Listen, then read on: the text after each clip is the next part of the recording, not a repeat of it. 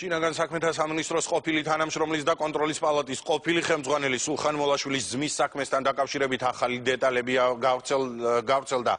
პატიმრობაში მყოფი თორნიკე მოლაშვილის ადვოკატები და მისი ოჯახის წარმომადგენლები დღეს ჟურნალისტებს შეხვდნენ და ვიდეო მასალა გააცნეს. მათი მტკიცებით ვიდეო მასალა დაკავებამდე 2 თვით ადრეა გადაღებული და იქ თორნიკე მოლაშვილი ამბობს, რომ მისი დაპატიმრება იგეგმებოდა.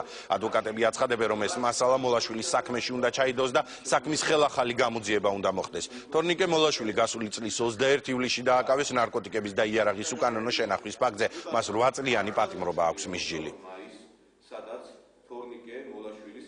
მიმართვა ჩაწერილია 22 მაისს, სადაც თორნიკე მოლაშვილი საუბრობს იმაზე, თუ რა